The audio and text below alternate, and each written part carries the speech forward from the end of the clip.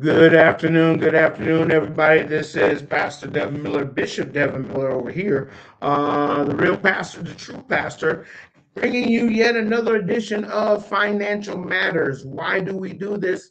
Because financials matter, and especially in the times that we are living in right now, we really need to be having these conversations about how we manage, steward, um, possibly accumulate our money because we have some funny things going on in Washington that makes us have to look at our money a little differently and a little bit more conservatively, in my opinion. Want to welcome Sister Regina from the Juice Radio and Talk Show. My good friend is watching on today, and I appreciate you for that. Today, we're going to continue our conversation with Nick Koenigs, who is a financial analyst and a person that really cares about how people manage their money. We talked last week. Kind of got to know him a little bit, but today we're going to get into the nuts and bolts of what he does, so that you have a clear understanding of how he does what he does, and you know how we do. We're going to ask questions along the way. So, without any further delay, let me bring on Nick Koenigs. Come on, Nick. How are you? Really good, Bishop. How are you doing? I'm doing very well, thank you. Had a little technical difficulties, but I think we cleared it up. When you use a computer all the time, you don't realize sometimes you have to reset stuff because it just becomes accustomed to what you're doing. So we hit that old reset button, and I think our volume and excuse me, communication outside bad voice is doing okay. How are things going in your industry and in your world with all of this uncertainty going on in government? Has that affected you? Actually, it's kind of helped me out a little bit more because it's top of mind for people. So they seem to be more Okay. receptive to at least having a conversation to see what their options are. Right. So, yeah, Okay. it's Okay. Yeah, that's kind of like my business too, as far as counseling and coaching. When things go bad, folks really want to talk. So right. that helps me out as well. Well, I'm going to go ahead and turn it over to you. I think you'll be able to hit the presentation button Okay. and bring your presentation up. Let me create another screen here so you can pull yours up. And I Okay. think it should work. So go ahead and do it on your end, and then I'll try to figure it out on mine. Alrighty. Um,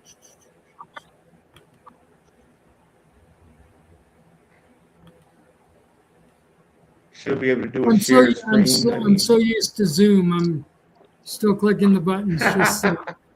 Okay. So, are you able to see this? Right. Should say no family left behind. Yep. I'm pulling it up. Right. I'm pulling it up. There you go. Okay.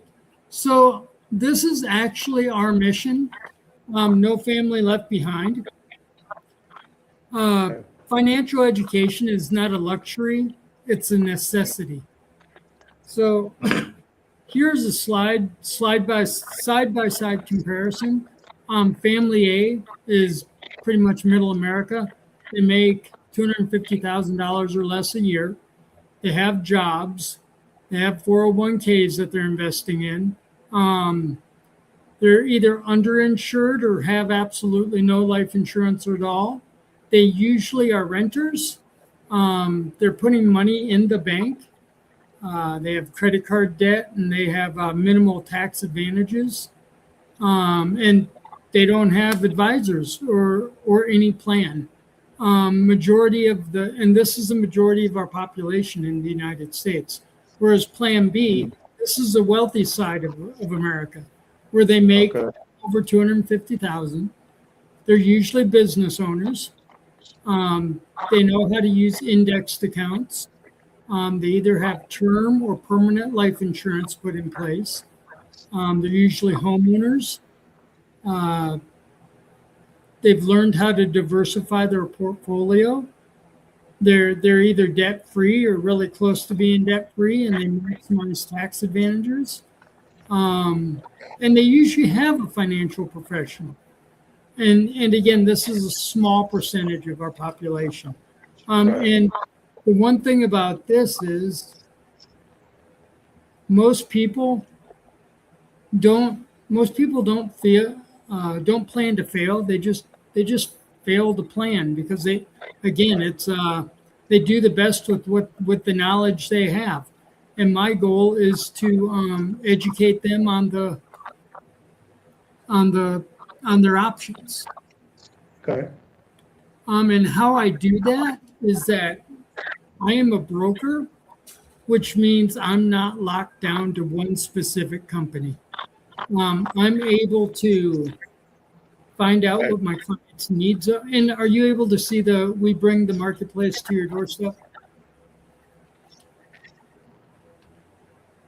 No, you need to Okay, so I got that in again.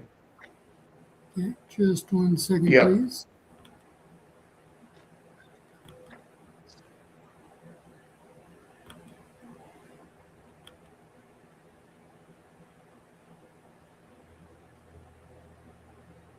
There we go. There we go. Alrighty, can you see that now? Should say Yep, we there bring you the go. marketplace to your doorstep. Okay, so me being a broker, again, Yep. I'm not locked down to one specific company, which means I don't represent a company, I represent the client, which means I get to know that family's goals, dreams, aspirations, where they want to be financially in the future. And then I can also take into consideration their health and their budget. And then I go out we have over 100 carriers that have a rating of A or better in our industry. And then I can come back with the best possible solution.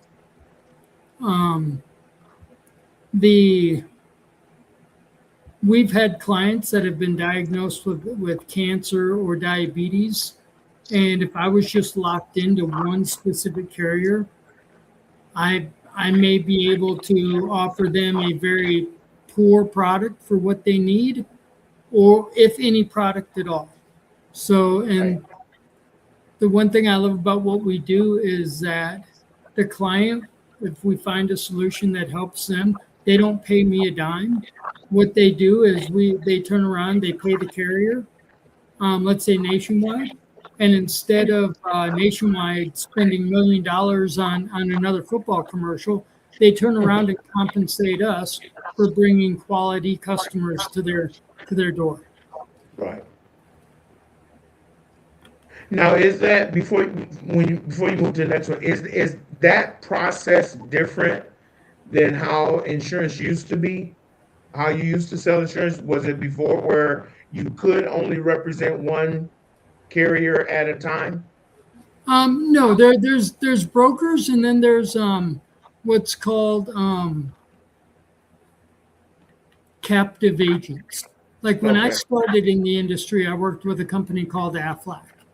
So if a Gotcha. client came to me and wanted to know about 401ks or wanted to know about an indexed option or something, if Aflac didn't offer that, I couldn't help them because that was a product that I couldn't serve. I was captive only to that one company.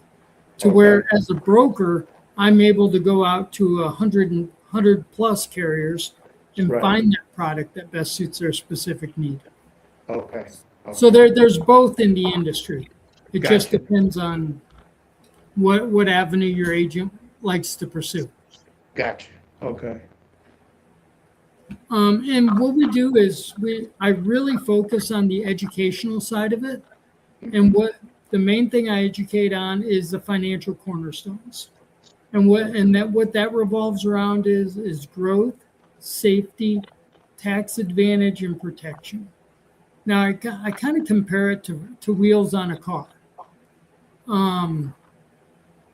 Like if you only had 3 working tires, would you feel comfortable sending your loved one out on the road with only one working tire? Right. Okay. Yeah, and then a lot of our clients have one, maybe two of the cornerstones put in place. So that's bad, even especially if you're like on a road trip, right? So the first wheel or cornerstone is going to be growth, and that is, is your money growing fast enough to get you to where you want to be financially, or are you still just trading time for money, time for dollars? Or are you still just trading?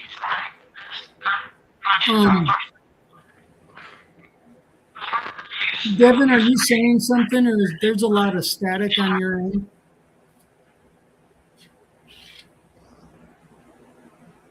Okay, that's better. Thank you. Okay. Yeah. Okay. And then we move to safety down in the bottom light blue corner. That has to do with the market. I guarantee a lot of families, if the families are losing sleep at night, I guarantee it's not like, oh, I can't wait to find out how much money I'm going to make in the market. Usually it's, oh, I hope we don't have another 2008 or a 2020 or a 2022. Right. So how do you protect your money, or what kind of safety can you put on your money? We have a system where, should there be a downturn in the market, your money's protected against any downturn, so that you don't lose 20, 30, 40% like you did in 20 or 22. Yeah. And then we talk about tax advantage. You know, we all like to pay our fair share of taxes. Right. We just don't like to pay anymore, right? So we talk about a couple of concepts like pay now, or tax now, tax later, and we also talk about something that hardly anybody knows about, and that's called tax never. And I'll be going over that in more detail in a few more minutes. Then we think of protection. And a lot of people get protection and safety confused, where safety has to do with your money. Protection has to do with, Devin, you and me as humans. Do we have the right protection put in place? You know, it's 7 out of 10 Americans over the age of 65 are going to need long-term care in their lifetime, let alone if you have a heart attack, stroke, or coma. Do you have money that you can access while you're still alive to help with those medical expenses? Okay. I'm going to stop sharing for a sec because I like to do eyeball to eyeball sometimes. Right. Sure. And I am on a crusade to educate as many people as I can regarding proper protection. And the reason being is I have a personal experience through my brother. My brother used to be an over-the-road trucker, and then he got diagnosed with diabetes. And without getting into the weeds, he lost his job because he can't have a CDL and be diabetic. So which means he lost his benefits, his major medical and his life insurance.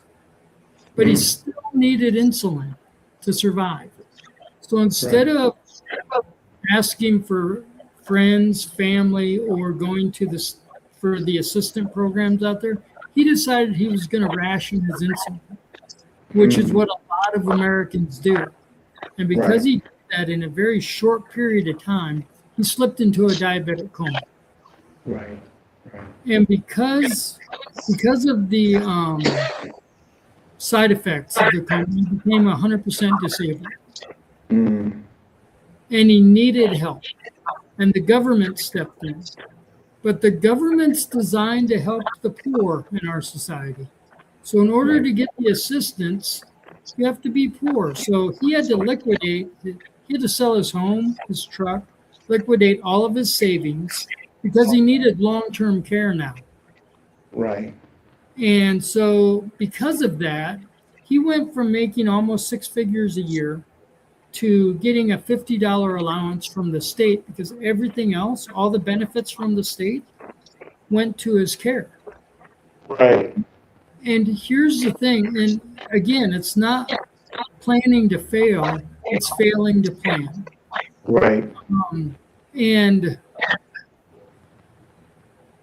And my main goal is to educate as many families on the importance of long-term care and living benefits, especially when the statistics are not in our favor. Right.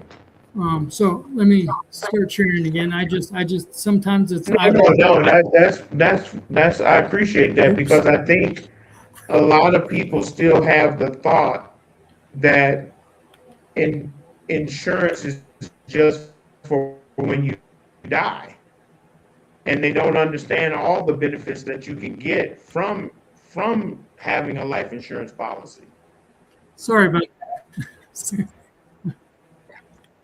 Or So let me go back and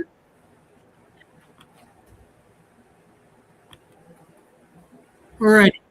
So let me ask you this, Devin. Out of the four cornerstones, which ones kind of stand out to you as far as importance, or you'd like more information on?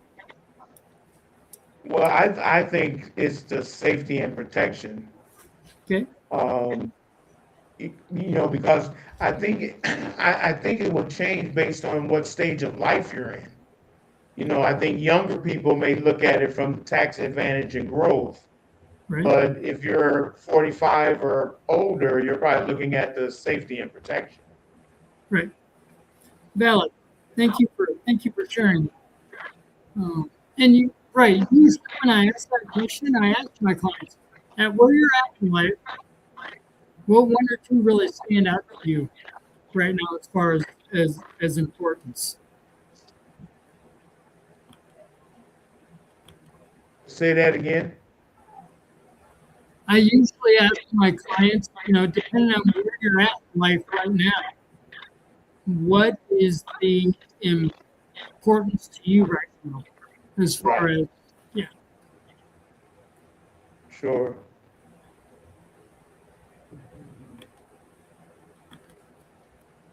There we go. Can you still see that? Yep, pulling it up right now. There you go. Yeah. So now I'm going to go over the concept called the rule of 72. Are you able to hear me? I'm getting a lot of echo. Yeah, I can hear you. Yeah, I'm trying to figure out where that's coming from as No, well. I know where I just found it. Got two screens up. Okay. There we go. Can you still Okay. hear me? Yep. Hello? Yeah, now all you gotta do is put the presentation back up. Uh, Well, we're having a whole lot of technical difficulties today. That means we're putting out good information. That's what that means. So, okay, here's Nick back. So Okay. I had two streams open. That's why the Yep. feedback. Gotcha. Yeah, we're trying to control it in the control room too. So we're both working together. Right. So have you ever heard of the rule of 72? Yes. Yes. Was that yes? Yeah. I have. Oh, that's amazing. I've done this presentation probably hundreds of times, and probably one out of 100 people know the rule of 72. If you don't mind me asking, where'd you learn about the rule of 72? Well, remember, I'm a licensed agent as well. Okay. So Yeah. yeah, I just don't sell insurance. That's all. Okay. Um, Gotcha. yeah, so I'm one of the few. Okay.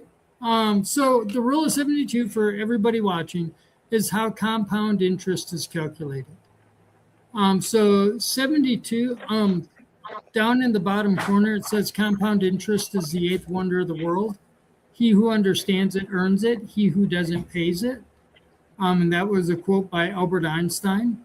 And how the rule of 72 works is 72 is the constant. That's a number that never changes. What you do is you divide that by the interest rate that your money's gaining. And that's how many years it would take for your money to double. So let's say your credit union's offering you a deal and you go in and you get 1%. Well, at 72 divided by 1, it would take 72 years for your money to double. I know we're all young here, but I don't have that kind of patience to wait for my money to double. Wait 72 years. So the higher the interest rate, the shorter time frame it's going to take for your money to double. So even at 4%, it doubles 4 times faster than at 1%. So, and then if you could find a vehicle that would provide a 10% return, it would only take 7 years to double. So let's say you start with $10,000 and you put $10,000 in and you never touch it again. So, and you find a vehicle that it's growing by 10%. So every 7 years it's doubling. And if you notice on the chart, the one on the right-hand side, it's not growing by $10,000 every 7 years. It's literally doubling on itself. So that's how the rule of 72 works. Unfortunately, compound interest works the same way when you owe money, like on credit cards, mortgages, car payments. So my biggest reward is sitting down with younger couples, because not only do they learn at a younger age, they've got more time to develop, to earn that interest and to help their money double, as opposed to you and I, Devin, where time is not on our side. So it would definitely take more money for us to get us to where we need to be. Yeah. And then, so let me ask you this, Devin, pop quiz, open book quiz. Which one do you think would be more beneficial to our viewers? Probably between, the 4 and the 6. Okay. Because like you said, a lot of times there's not a lot of vehicles out there for the 10%, but you definitely don't want anything at the 1%. So I think a large number of people fall between the 4 and 6. Right. Okay. Yeah. So options for your money. There are various options. I'm going to go over 3. My dad, growing up, the one thing he did was, again, like I said in the last podcast, that he taught me a very strong work ethic. And he taught me work hard, make money, save it, try not to get into too much debt. So the first thing I did was I put it into what's called a fixed. That's like putting it into a savings account where you've got a fixed interest rate. And it's good because it's liquid. You have access to it 24 hours a day. You know that if you put $10,000 in, it's not going anywhere. It's safe. So that's a fix. And then over here on the right-hand side, see this blue line that goes up and down, looks like a heart monitor? Yep. That's what's called a variable, or that's like putting it into the market, like your 401k or stocks and bonds, where there's going to be highs, there's going to be lows, there's going to be highs. You just know that it's going to vary throughout time. Me personally, I saw that and I'm like, you know what? I worked way too hard for my money to lose. I worked way too hard for my money to lose it on the market. I'm totally going to keep it in the fixed. Right. But what if there was a vehicle out there that you could reap the benefits of all the gains with no risk of any of the loss? And that's what's called an index. And that's what this red staircase diagram looks like on the right-hand side. This is the main reason. Well, I told you about my brother. And I'd like to share a story about my dad. My dad worked really hard his whole life. He was able to he saved well enough where he was able to retire early in 2002.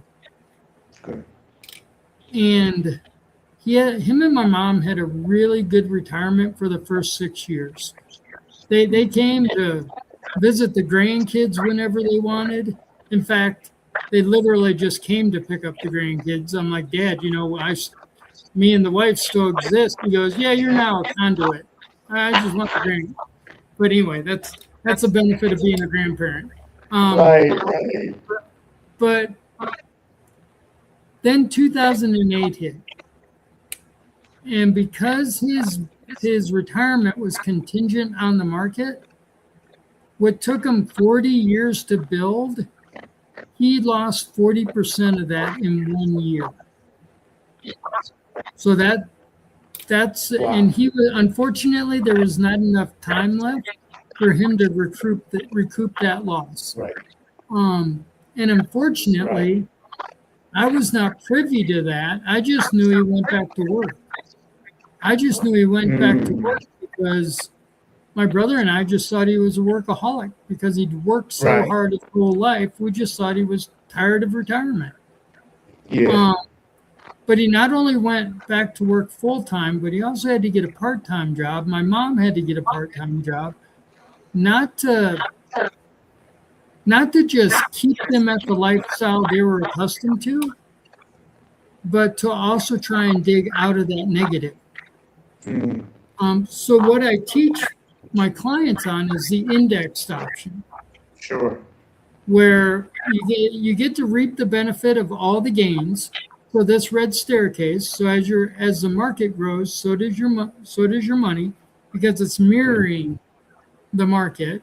But should there be a downturn in the market, your money stays right where it's at. Now you're not making any money during the downturn, but you're not making any money, or you're not losing any money either. Right. And then when the market catches up to you and starts growing again, so does your money. So, and you can probably relate a lot to this through marital counseling and stuff like that.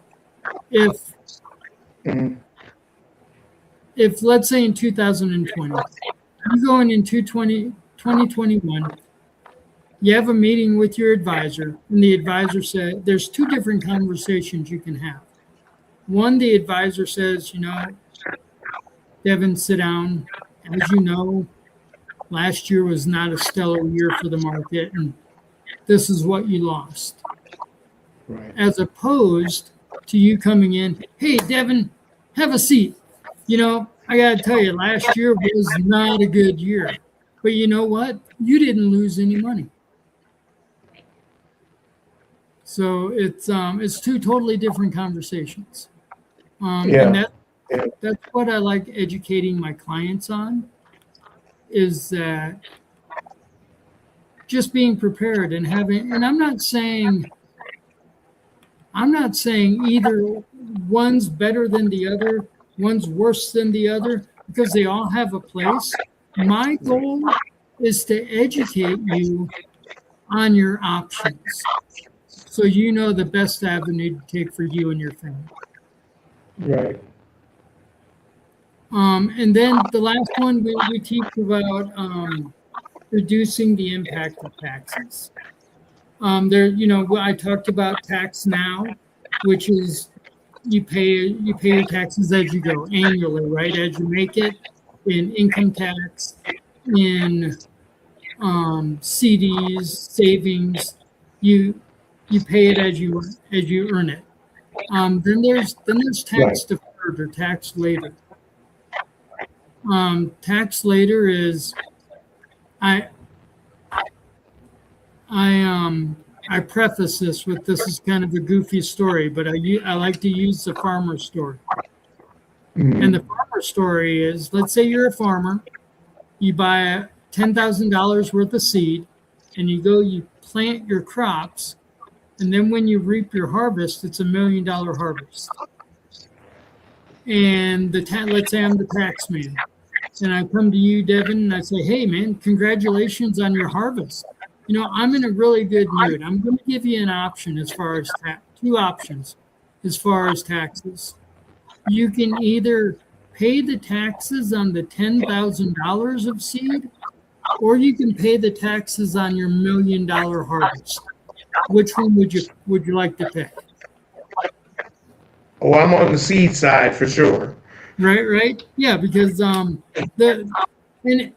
sad part is, Devin, is everybody I present to always picks the seed, but in real life, they pick the harvest. Again, it's because it's lack of knowledge, and maybe it's a little bit of short-term thinking where you're not getting taxed on the investment side of it. Another thing, so we teach people to what their options are, and the third option is it's called tax advantage or tax-free distribution, where you invest, you put in after-tax money, and as it grows and as you need it and withdraw it, you get to withdraw it tax-free because it's in the form of an insurance policy. Right. So that's this. Any questions? Is there any questions that you have over the 30,000-foot overview?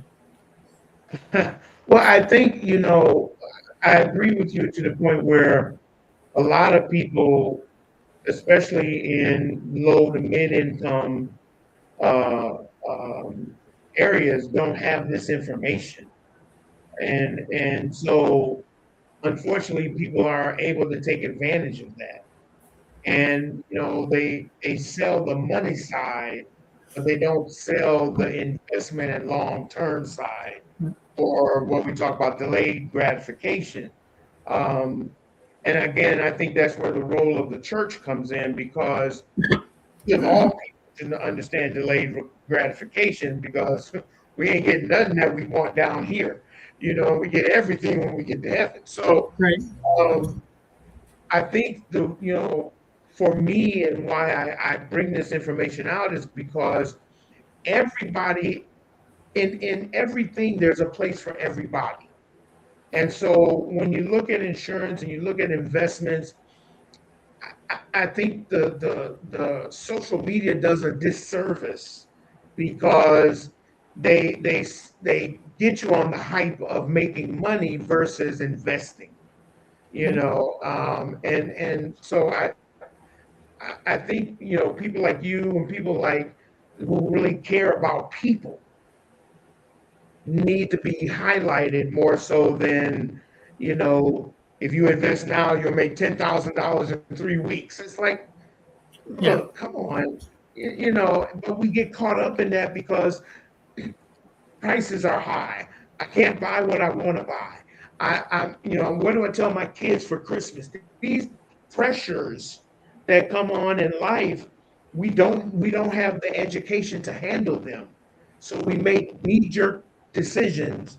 We get the credit card, we get the debit card, we put our money in a sinkhole because they sold us on a good bill of goods. And so I think for what I'm seeing, it's important that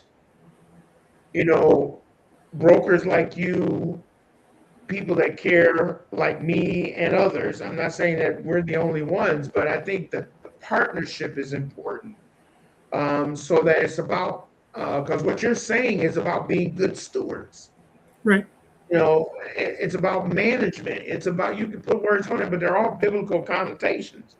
That what you do now, you'll see later. And when you see later, it's going to be greater than what you put in. It's like you said with the farmer. The farmer put $10,000 worth of seed, but he got $1 million harvest. And it's having that type of mindset of what I plant now. If I plant it right, I will reap the harvest in my lifetime, or it will be a legacy for my kids or for whomever I leave as a beneficiary. And I think that's in these times, that's how this needs to be taught. And so I appreciate, you showing the options, because that's what it's all about. It's about give me options. Don't put me in a place. Give me Right. options so that I can make a righteous decision. Well, and the whole $10,000 opposed to the $1 million.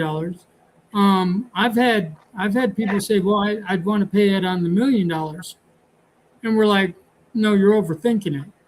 There, Right. why are you thinking a million? Well, because millionaires get more tax breaks. No, you're overthinking it. It's keep it Right. simple. 10,000 as opposed to Exactly. million.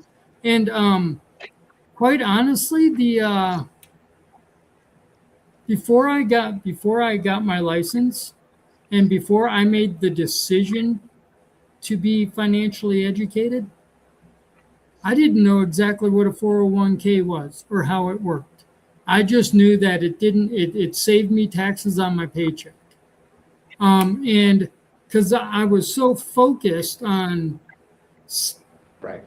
the the the paycheck to paycheck hamster wheel, I didn't know how to get off of it. So in our Yeah. my goal is not only to Yeah. educate, but to also help them with a plan.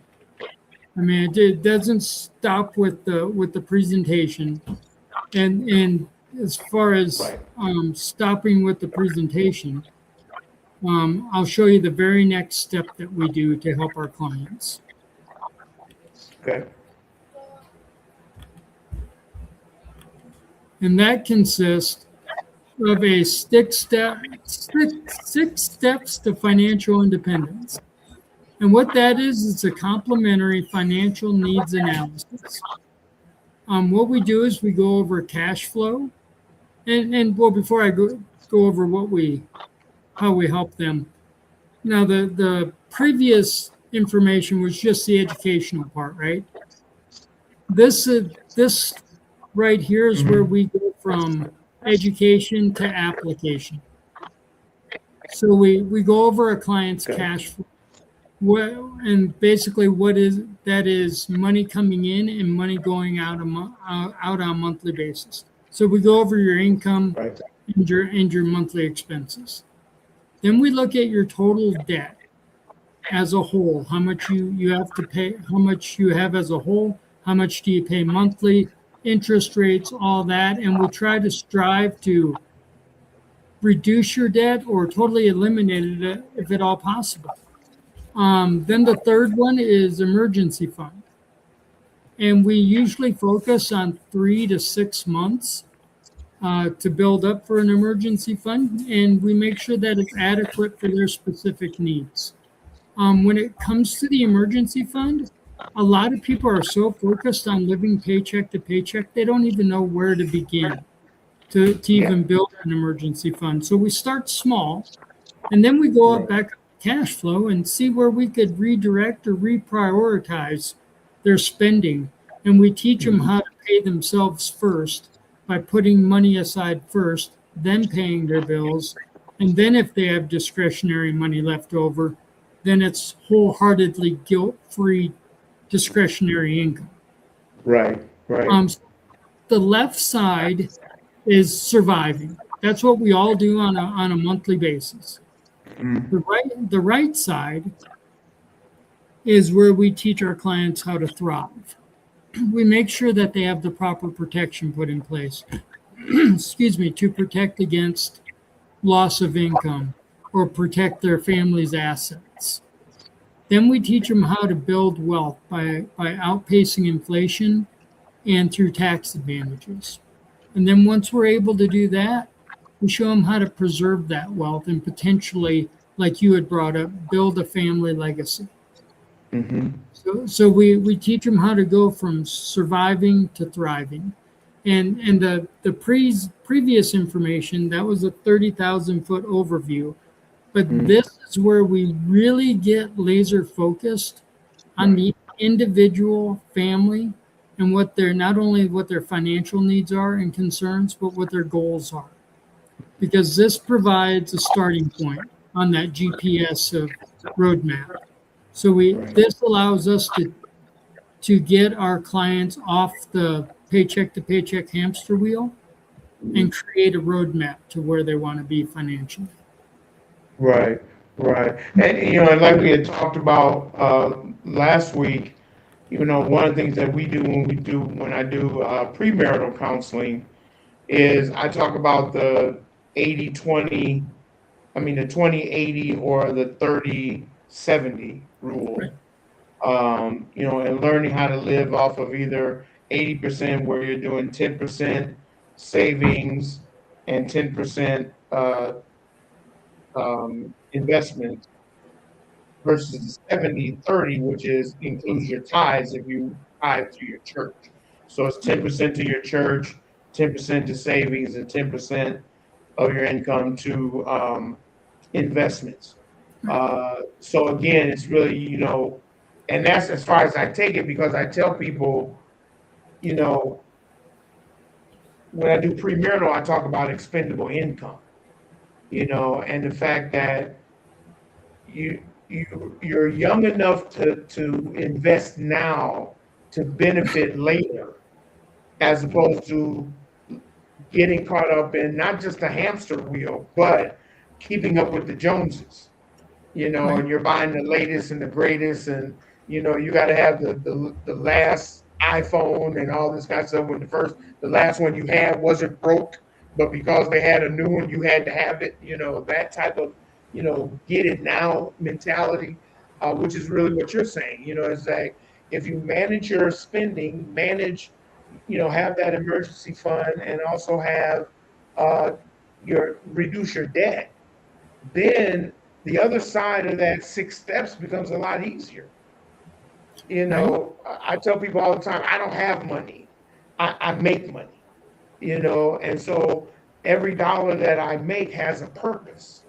Right. It's not that I'm just, because I'm like, you can't take it with you. There's never been a U-Haul tied to a hearse. Right. So either I'm leaving money for legacy or I'm taking care of what I need to take care of now. Um, but again, society makes us think, with all the bells and the whistles and and and I'm a marketing major, so I understand marketing, Right. and how it works. But it's not fair.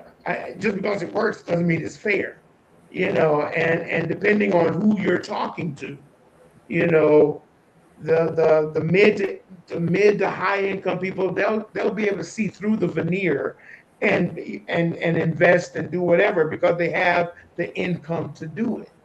Right. The issue comes with the folks that are the low to no income folk that want to be like the mid to upper, but they don't have the funds to do it, so they Right. get in debt. They get the multiple credit cards, they do all of that because they're trying to keep up. Right. And I always tell people, just because the grass is greener on the other side, you don't know what they're putting down for fertilizer, nor do you know if they have an underground sprinkle system, Right. One. that keeps the grass green. Right. And you know what? The grass is greener wherever you water it the most. Exactly. Exactly. And I try to teach my clients mindset. Do you want to leave a legacy or a liability? Yes. I've had relatives pass away in the past that all they left were storage units full of stuff that we had to deal with. Wow. It's keeping up with the Joneses, right? Having stuff Right. just to have stuff. Yep. But and that has nothing to do with the finance aspect of it, but it's keeping up with the Joneses, right? But it is a part of it, because I think, the Bible says, as a man thinketh, so is he, Right. and so how we view money will determine how we utilize money. Do we see money as a tool or do we see money as an image maker? Right. So a lot of times when I do counseling with when we talk about finances, I ask that question: how do you view money? And it really depends on how you were raised, what type of jobs you've had, were you college educated, not college educated? I mean, financial issues really deal with the person, Right. and how you've been taught how to see money, how you've experienced money, and then when you get to a stage where I'm at it, when you get to a stage where you say, I need to manage my money, you got to take all of those factors into account, because if you come to me and you say, well, let me back it up. If I'm the type of person who doesn't come from money, and you come to me and you say how much money I can make, there's a level of disconnect because I didn't come from money. So when you throw money, it's like, my eyes get big. Oh my God, I can do that because I didn't come from money. But if I came from money, or if I discussed money at the table, then when I see it, I see it more practically. Okay, I'm only, if I'm 60 years old, I know I only got maybe about a good 20, 25 years, maybe 30, you know. I'm going to look at what you say differently than somebody who's 20. Right. And, you throw the numbers and things like that. And so I think it's a combination of a both and, not an either or.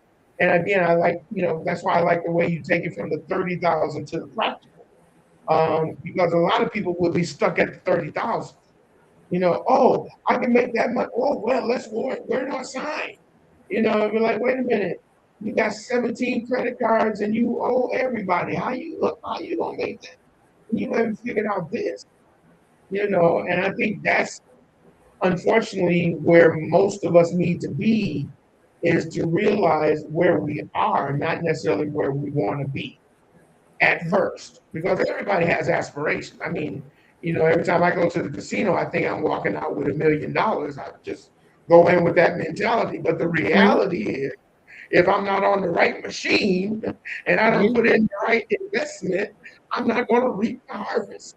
So Right. you know, it's all in how you perceive money.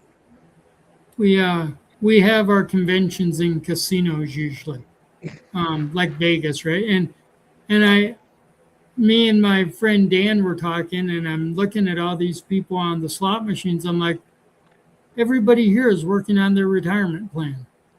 That's it. Um, but you had mentioned about different perspectives as you get older. Yeah. Today, I literally read a quote by Muhammad Ali that said, "The Mhm. man who views the world at 50 the same as he did at 20 has wasted 30 years of his life." That's it. Wow. And so your perspective,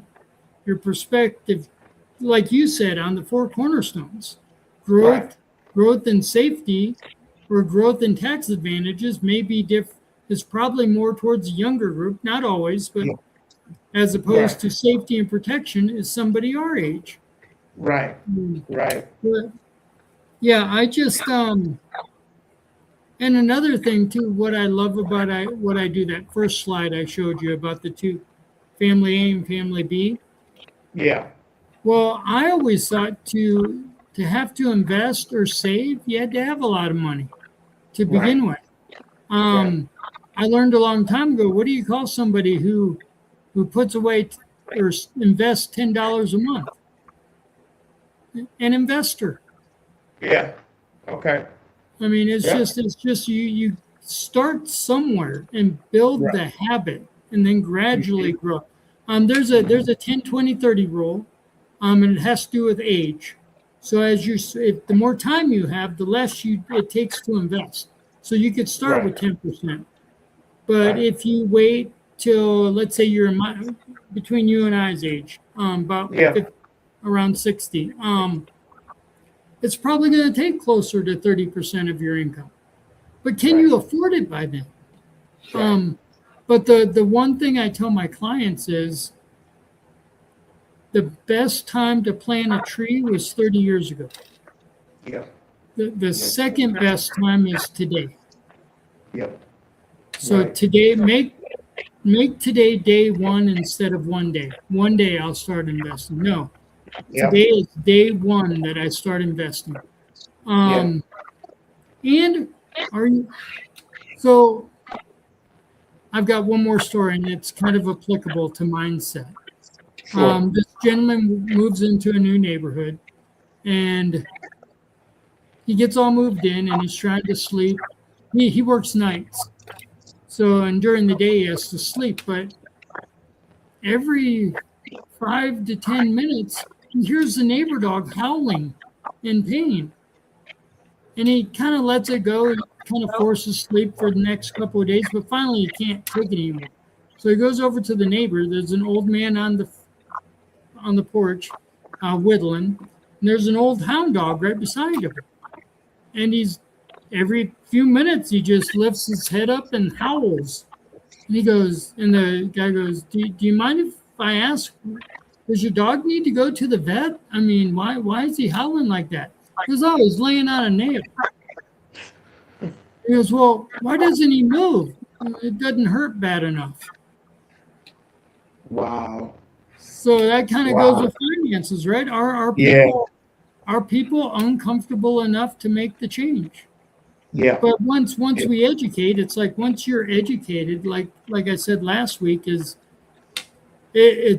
you do the best you can with the knowledge you have until you know better, That's it. Yep. and Yep. then do better once you know. Yeah. Exactly. I mean, and that parallels, even with faith.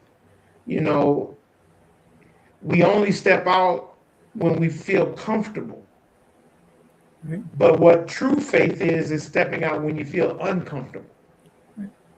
That's faith. And one of the things I teach in the book I wrote entitled "No More Almost," is taking away the excuses to Right. step out, and that parallels directly with finances.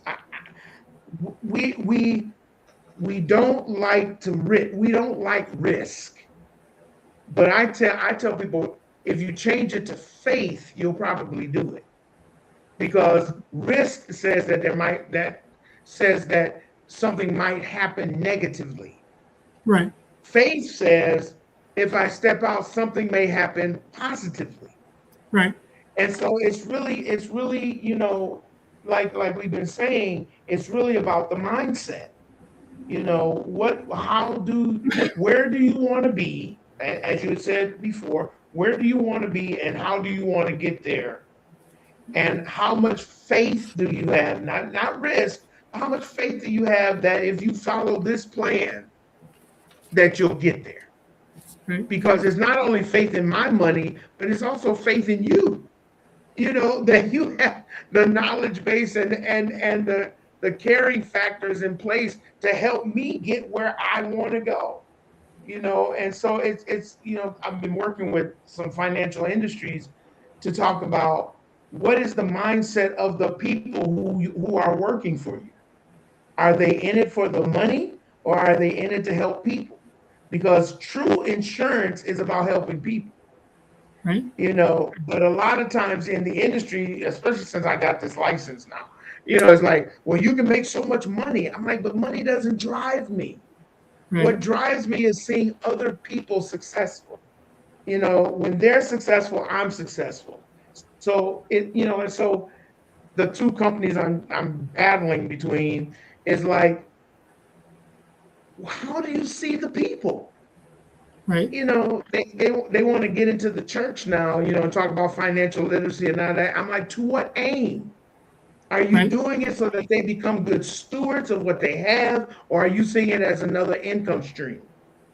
Right. And so we've been working together. One is I'm trying to, work with their staff and really help them to understand, it's about building relationships. It's about the long haul. It's not about the short term. And then the other one, they have a faith component, but I'm trying to make sure that they go in with the right mind when you're talking to pastors and talking to churches, because in this day and age, we have a lot of pastors that are trying to make money too. It's called Right. prosperity ministry. Okay. Right. So if you come in there talking about, oh, if your members join us and they all get policies and all this, we can give to the church this amount of money and da da da. You're only talking about money. You're not talking about the people. right? You're not finding out where the people are. What's your low income, your high income people? What do they already have? It's not just about selling a policy.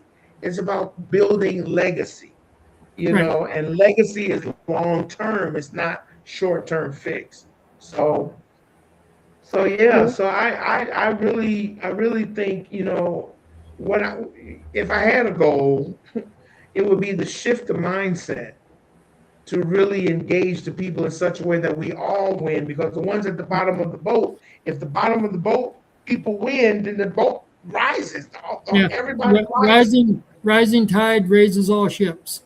That's it. That's it. So So, go as ahead. you know, we're very ethically bound in our industry. I mean, Right. we are ethically bound. We could literally not do anything wrong legally, but if we don't do ethically what's best for our client, we could lose our license. That's it. And my overall goal is to educate people so that they can make a informed decision on whether, and the first pastor I ever presented to, I did it in front of his staff, and I told him my mission is to educate. And he said, well, Nick, also keep in mind you have a family to feed too. So I'm like, yeah, but if I'm doing it for the right reasons, and if I'm giving the best options so that they can make Right. the right decision, I'm going to reap what I sow. That's And it. and That's it. I yeah, it's probably the most rewarding thing I've ever done. I mean, Sure. it's long term, Exactly. and Exactly. Yes, sir. it's just getting families evenly yoked financially.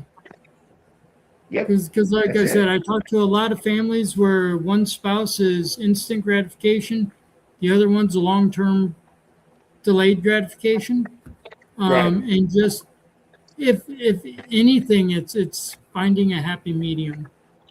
And Exactly. Because both can be right. yeah, Both can be right. well, You know. well, that's why you have a savings account because that's 24-hour access and it's Right. safe. Um, Yep. so, and speaking of which, have you ever heard of the rule of 100 when it comes to investing or savings?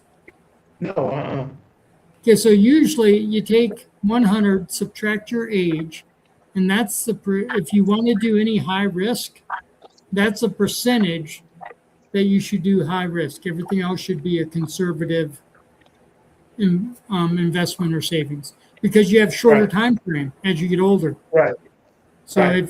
if you're 20, you can 80. afford to do 80 Yeah. because you have the time to recoup any. Well, Losses. Right. Right. theoretically, you've got the time to Right. recoup. And Yeah. Yeah. Okay. No, I um, hadn't heard about that. Yeah.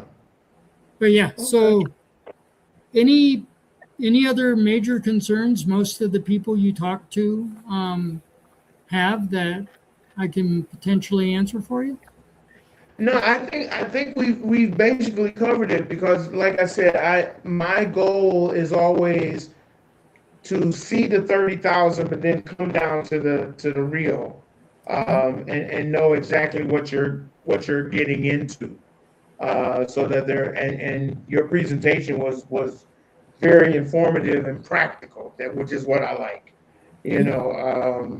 because folks don't have time to look at the legal jargon of insurance. It's just tell me what my money does, and then help me make a righteous decision. So I really appreciate that. So as we wrap it up, that our time is spent, let people know in the chat where they can get in touch with you, Okay. or you can say it verbally because we've had folks coming in and out. Stephanie came through. Stephanie Houston came through. And Shane is here now. Good afternoon or evening, Shane, one of my deacons. And Lady Virgo was here tonight. And Regina, like I said at the early part of the show, she was on as well. So we had a lot of folks come in and out and was listening to what was going on. So if you could put in the chat or tell us verbally if it's. Let me make sure it shows up. Okay, so I put it in chat. I put my name, my Okay. phone number, my email, and my Calendly. The Okay. best way is to go to calendly.com / NKOENIGS or to Last name. text me. Text me Okay. at 307 920 8500. Okay. Give that number one more time. Okay, 307 920 8500. And then my information came up in chat, correct? Yep. Yeah, I Okay. think you're good. I wholeheartedly appreciate you giving me time to explain how I help families. Yes, sir. Yes, sir. Hey, I'm on a mission just like you are to get the church back involved in building community. Right? We've I've been in ministry 37 years, and I've seen the decline of the church being engaged. We've allowed ourselves to be pigeonholed into only dealing with spiritual matters. But we don't understand that if our spiritual is right, then our natural is naturally going to be okay. And so we made the world take care of itself, and we only take care of the religion part. I'm really out to change that because that's not how it works. For the non-believer or the believer, it's wherever your spirit is going to guide your body. Wherever your mind is going to guide your body. I was out walking yesterday and I saw some kids throwing the football because in Texas it's always football season. Right? So some kids are out there, and every kid in Texas school thinks he's going to make it to the NFL. But anyway, so they were out throwing the ball, and as I was sitting there or walking and watching them, I said, I wonder if they understand the correlation between their thinking and their doing. If you see yourself catching the ball, you'll catch the ball. If you see yourself, running the route, you'll run the route. Right? Your body is going to go based on what you think. It's not the other way around. Right? So I'm watching it and I'm seeing them, one throws the ball and one's still running and then he puts his hands up. And I'm like, your brain and your body are out of line. Right? Yeah, we do a lot, and I'm sure you do. When I do public speaking events, I'm literally backstage visualizing the crowd, trying to, and this is it sounds weird if people aren't used to it, right? But you visualize yourself looking at you from stage as a, and it just mentally prepares because you're telling your brain is designed to protect you. So anything you're afraid of, it's gonna put doubt into you. So you have to fight that with affirmation and scripture. So that's exactly it. All right, sir. Well, it has been my pleasure to have you on our show these last couple of weeks. I think, again, it's a benefit to the people because it's archived and people can go back to it, which is why I like the way in which we do it. And I will send you, like I said, I'll send you the copies of what we've done these last couple of weeks so that you have them and can use them, as you see fit as well. And I appreciate what you do for people. Because again, education is the key. It always has been, always will be. And the more we do it, the more we will empower people, which is always my thing, to empower people with the right information to make the right decisions. So Nick Koenigs, it took me 2 weeks to learn how to say your last name, but I'm glad I got it. Yeah, awesome. Yes, sir. So and if somebody needs my information, please feel free to give all my information out. even if it's just to have a conversation. And because Definitely. that's how relationships start, is the first conversation. That's right. That's right. All right, sir. Well, I appreciate you again on behalf of Financial Matters. And should you need a platform to say anything new coming out Okay. on your side, please feel free to reach out and we'll make it happen. If we've got the time, we'll give you the platform to let people know what new things are out there in the insurance industry. Thank you. I appreciate that more than you know. All And right. everybody on, have a very blessed evening. Thank you. All right. Thank you, sir.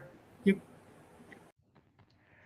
All right, ladies and gentlemen, we went a little over time. You know, I don't usually talk this long, but the information drives the conversation. And so, again, thank you for listening. Thank you for being here. It is Wednesday night, so you know what that means. We will be on tonight at 8:30 Central Time to have a candid conversation with Pastor Devin Miller. We are in the book of Acts, so all you got to do is bring your Bible and bring a notebook if you have one. But make sure you bring your Bible because we're walking the scripture and we have been having a great time. If you are not a subscriber, won't you consider being one today? We crossed the 350 mark last month, and now we're looking for four. You know, we don't stay stagnant. We keep growing. So tonight, bring a friend. You come first, but bring a friend and see what we have to say about what's happening in the birth of the church. And you know, my goal and my aim is to get back to what we're supposed to be doing, and that is transforming lives one soul at a time. So again, my thanks to Nick for being with us the last couple of weeks. Next month, we have someone new. I told you I'm booked out, I think, through November. But you want to come back the first Wednesday in August is when we will be back, and we will be dealing with another part of investing and making sure that you are good stewards of your finances. Because why? Because financials matter. All right. So I hope to see you tonight. But until next time, which is next week, may God's richest and greatest blessings be yours. Peace.